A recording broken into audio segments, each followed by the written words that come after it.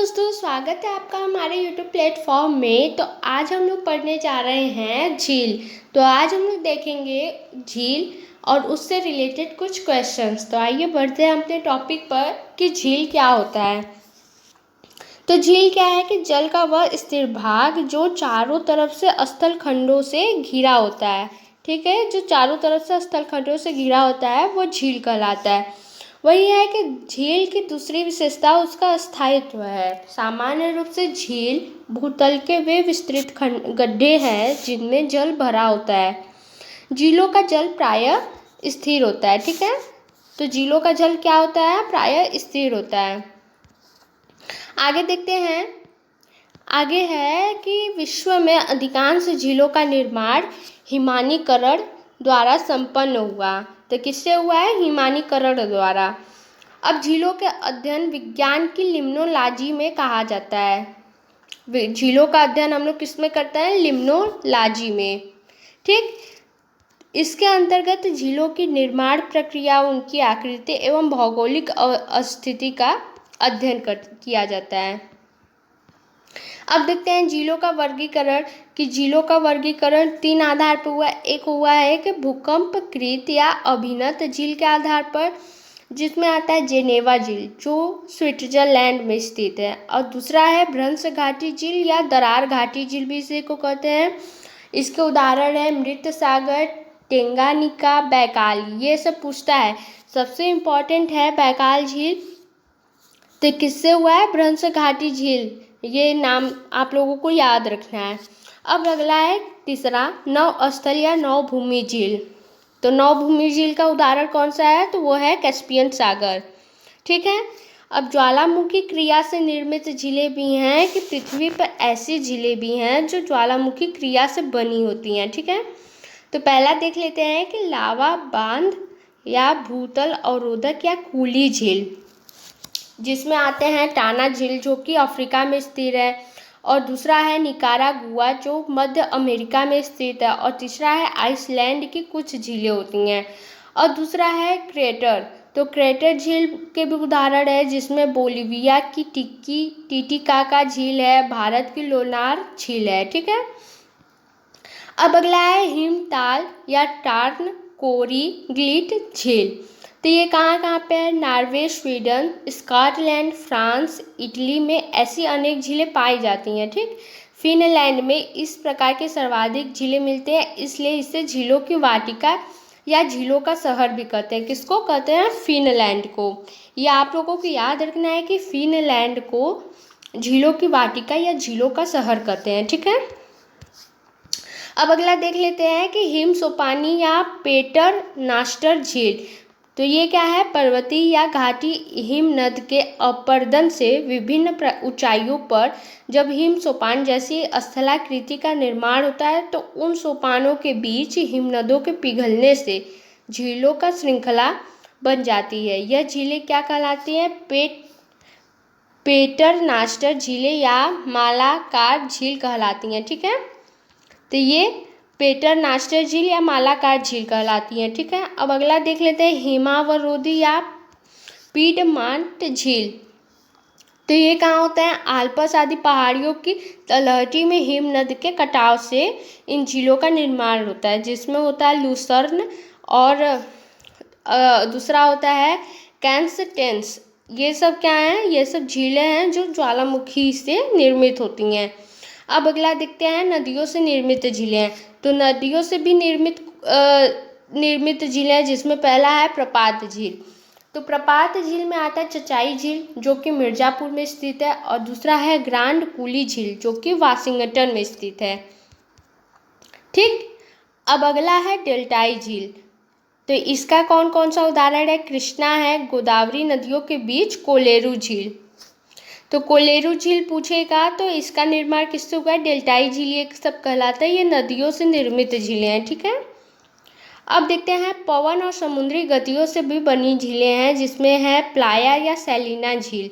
तो इसमें क्या होता है कि मरुस्थलों में पवन के अपवाहन या अपघर्षण से बने गर्तों में जब कभी वर्षा जल जमा हो जाता है तो कुछ समय के लिए छिछली झीलें बन जाती हैं। ऐसी झीलों को प्लाया कहते हैं। मरुस्थलों में अत्यंत नमकीन झीलें मिलती हैं जिसे क्या कहते हैं, सैलीना। तो ये आप लोगों को याद रखना है कि मरुस्थल में अत्यंत नमकीन झीलें मिलती हैं जिन्हें सैलीना कहते हैं। प्लाया ही नमक का अंश बढ़ने पर सैलीना कहलाती है।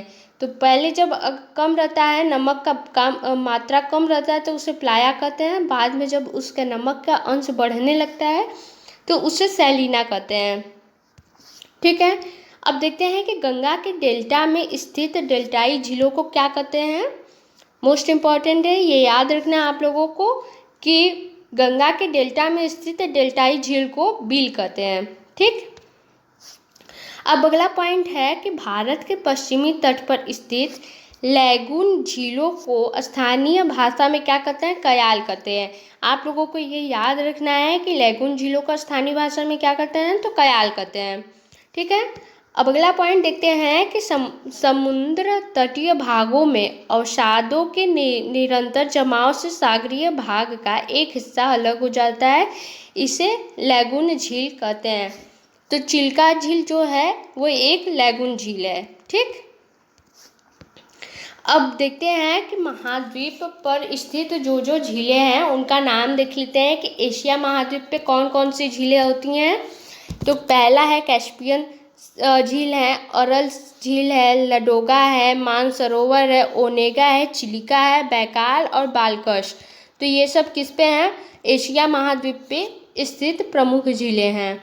और अफ्रीका पे कौन कौन से हैं, विक्टोरिया है, टांगानिका, चार।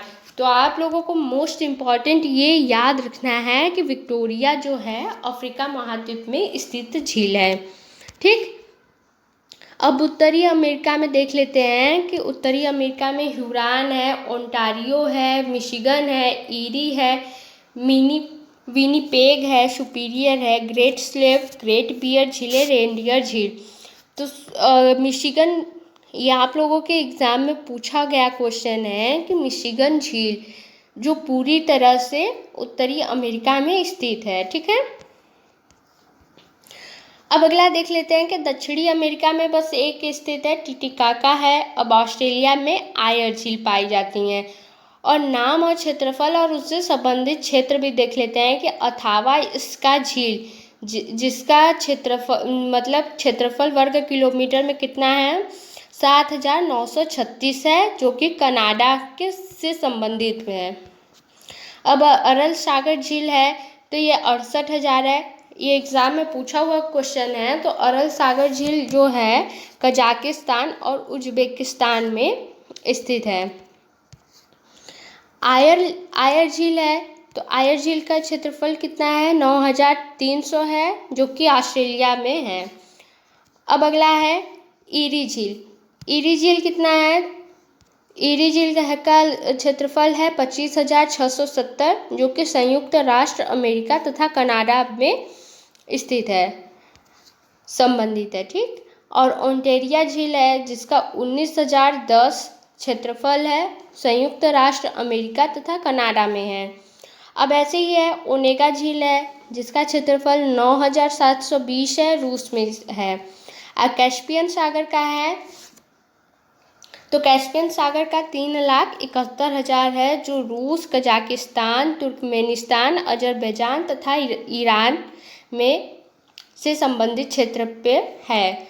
अब अगला है ग्रेट स्लेव झील। तो ग्रेट स्लेव झील का क्षेत्रफल कितना है, 28,568 है, कनाडा से संबंधित क्षेत्र में है। अब है टंगानिका झील। तो टंगानिका झील का क्षेत्रफल है 32,900 है। ठीक, तो ये है तंजानिया, जैम्बिया तथा चैरे। ठीक है, अब देखते हैं अगला झील का नाम कि टिटिकाका झील का क्षेत्रफल है 8,300, ये संबंधित है पेरू और बोलिविया से। अब अगला देखते हैं निकारागुआ झील। तो निकारागुआ का झील का क्षेत्रफल है 8,157, तो ये निकारागुआ से संबंधित क्षेत्र में है। अब बालकस झील है। बालकस झील का लंबाई मतलब कि वर्ग किलोमीटर में क्षेत्रफल कितना है, तो 8,260 है, कजाकिस्तान से संबंधित है। बैकाल झील का 71,722 रूस से संबंधित है। ठीक है, अब अगला देख लेते हैं मिशिगन झील। तो मिशिगन झील का क्षेत्रफल होता है 57,800, जो कि संयुक्त राष्ट्र अमेरिका में स्थित है। अब अगला है कि रुडोल्फ झील। तो रुडोल्फ झील का है 6,405, जो केन्या से संबंधित क्षेत्र में है। अब रेनडियर झील है। तो रेनडियर झील का क्षेत्रफल है 6,650 और कनाडा से संबंधित क्षेत्र में है। अब लडोगा झील है। लडोगा झील का क्षेत्रफल है 17,600 और रूस से संबंधित है। विक्टोरिया झील मोस्ट इम्पॉर्टेंट है, ये आप लोगों के एग्जाम में अक्सर पूछा जाता है। तो 69,484 है, जो केन्या, युगांडा तथा तंजानिया से लगता है। ठीक है। अब विनिपेग झील देखते हैं कि 24,387 है, कनाडा से संबंधित क्षेत्र में आता है। सुपीरियर झील जो है 82,100 किलो वर्ग मीटर इसका क्षेत्रफल है, अमेरिका तथा कनाडा से संबंधित है। ह्यूरॉन झील है। तो ह्यूरॉन झील का भी क्षेत्रफल होता है 59,600, संयुक्त राज्य अमेरिका तथा कनाडा से लगा हुआ है। तो अब हम लोग ने थ्योरेटिकल पोर्शन देख लिया है। अब हम लोग चलते हैं अपने क्वेश्चंस पर। क्वेश्चन है पहला कि विश्व की सबसे बड़ी झील कौन सी है। तो सबसे बड़ी झील कौन सी है, तो वो है कैस्पियन सागर। ठीक। अब अगला क्वेश्चन देखते हैं कि विश्व की खारे पानी की सबसे बड़ी झील कौन सी है। तो वो भी है कैस्पियन सागर। सबसे बड़े खारे पानी की झील कैस्पियन सागर है। अब अगला है विश्व की सबसे लवणीय झील कौन सी है। तो सबसे लवणीय झील वान झील है। ठीक है। अब अगला है विक्टोरिया झील कहाँ स्थित है। तो विक्टोरिया झील पूर्वी अफ्रीका में स्थित है।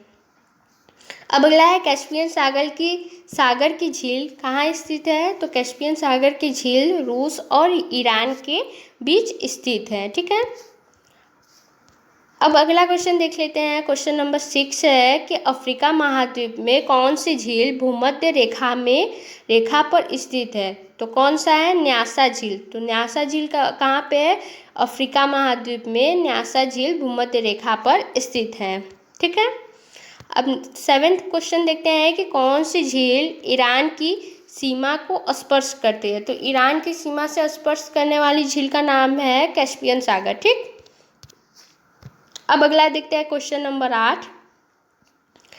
टानले सेप नामक झील किस देश में स्थित है। तो ये है कंबोडिया में। अब अगला है क्वेश्चन नंबर 9 कि समुद्र तल से नीची झील कौन सी है। तो समुद्र तल से नीचे झील वो है मृत सागर। ठीक। अब अगला क्वेश्चन देख लेते हैं। क्वेश्चन नंबर 10 ईरा एवं ओंटारियो झील के मध्य कौन सा जलप्रपात है। तो इन दोनों के बीच तो नियाग्रा जलप्रपात इन दोनों झीलों के मध्य स्थित है। ठीक। अब क्वेश्चन नंबर 11 देखते हैं कि मिशिगन झील किस देश में है। तो मिशिगन झील अभी बताए थे कि संयुक्त राज्य अमेरिका में है।